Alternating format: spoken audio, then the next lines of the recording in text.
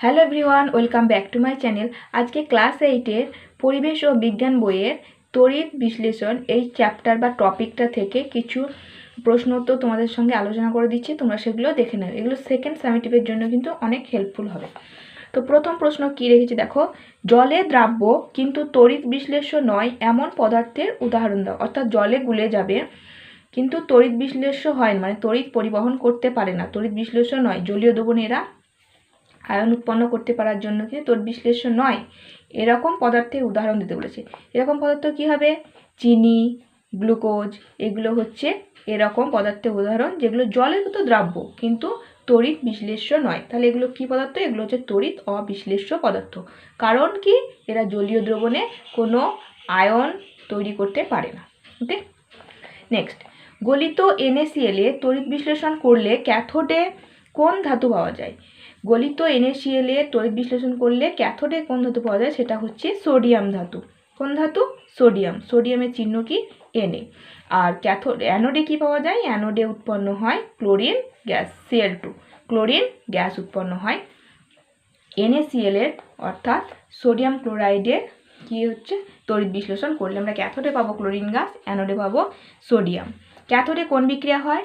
বিজারণ বিক্রিয়া। অ্যানোডে হয় জারণ বিক্রিয়া। ওকে, নেক্সট, মৃদু তড়িৎ বিশ্লেষ্যের উদাহরণ দাও। অর্থাৎ যে তড়িৎ বিশ্লেষ্যগুলো জলীয় দ্রবণে বেশি পরিমাণে আয়ন উৎপন্ন করতে পারে না বা সম্পূর্ণরূপে বিয়োজিত হয়ে আয়ন উৎপন্ন করতে পারে না, সেগুলো হচ্ছে মৃদু তড়িৎ বিশ্লেষ্য। এরকম একটা উদাহরণ কি হলো? এরকম হচ্ছে অ্যাসিটিক অ্যাসিড। অ্যাসিটিক অ্যাসিডের সংকেত কি? হচ্ছে CH3COOH। CH3COOH হচ্ছে অ্যাসিটিক অ্যাসিডের সংকেত। নেক্সট, অ্যালকোহল কি তড়িৎ বিশ্লেষ্য পদার্থ? অ্যালকোহল তড়িৎ বিশ্লেষ্য পদার্থ নয়, কারণ অ্যালকোহল জলীয় দ্রবণে বা গলিত অবস্থায় কিন্তু আয়ন উৎপন্ন করে না। আর তড়িৎ বিশ্লেষ্য পদার্থ হতে গেলে তাকে কী করতে হবে? গলিত অবস্থায় বা জলীয় দ্রবণে আয়ন উৎপন্ন করতে হবে। ওকে, নেক্সট, তড়িৎ বিশ্লেষ্য পদার্থের মধ্যে দিয়ে বিদ্যুৎ যায় ড্যাশের মাধ্যমে। যেমন ধাতুর মধ্যে দিয়ে বিদ্যুৎ বা তড়িৎ যায় কিসের মধ্যে দিয়ে? ইলেকট্রনের প্রবাহের মধ্যে দিয়ে। সেরকমই তড়িৎ বিশ্লেষ্য পদার্থের মধ্যে দিয়ে বিদ্যুৎ যায় আয়নের মধ্যে দিয়ে। সে আয়ন ক্যাটায়ন হতে পারে অথবা অ্যানায়ন। ওকে, আয়ন, ক্যাটায়ন আর অ্যানায়ন, মানে আয়নের মাধ্যমে তড়িৎ পরিবহন করে বা বিদ্যুৎ যায়। আর ধাতুর ক্ষেত্রে ইলেকট্রনের পরিবহনের ফলে কি হয়? তড়িৎ পরিবাহিত হয় বা বিদ্যুৎ যায়। নেক্সট, এমন একটা পদার্থের উদাহরণ দাও যা অধাতু কিন্তু তড়িৎদ্বার হিসেবে ব্যবহার করা হয়। অর্থাৎ তড়িৎদ্বার হিসাবে কোন অধাতুকে ব্যবহার করা যায়? ঠিক আছে, এটা কি উত্তর হিসেবে? গ্রাফাইট। ঠিক আছে, কারণ কি? গ্রাফাইট অধাতু, এটা একটা অধাতু কিন্তু তড়িৎ পরিবহন করতে পারে, সেই জন্যই গ্রাফাইটকে তড়িৎদ্বার হিসেবে ব্যবহার করা হয়। এছাড়া কি হবে? যে কোনো ধাতুর রডকে ব্যবহার করা হয় তড়িৎদ্বার হিসেবে। বেশ, নেক্সট, বিশুদ্ধ জলে তড়িৎ বিশ্লেষণ করা হয় না কেন?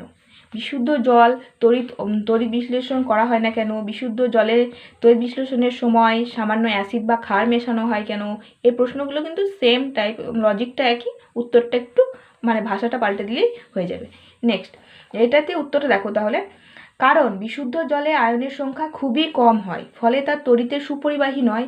এই জন্য বিশুদ্ধ জলে তড়িৎ বিশ্লেষণ না করে ওই বিশুদ্ধ জলে সামান্য অ্যাসিড বা ক্ষার যোগ করা হয়, যাতে দ্রবণে আয়ন সংখ্যা বেড়ে যায়, ফলে এটা একটা তীব্র তড়িৎ বিশ্লেষণ রূপে ব্যবহৃত হয়। তখন কি হয়? বিশুদ্ধ জল মানে বিশুদ্ধ জলটা একটা সুপরিবাহী পদার্থে পরিণত হয়। কখন? যখন একটু সামান্য অ্যাসিড বা ক্ষার মেশানো হয়, তখন সেখানে আয়নের পরিমাণ বেড়ে যায়।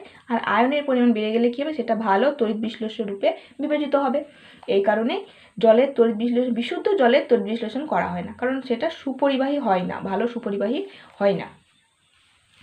নেক্সট,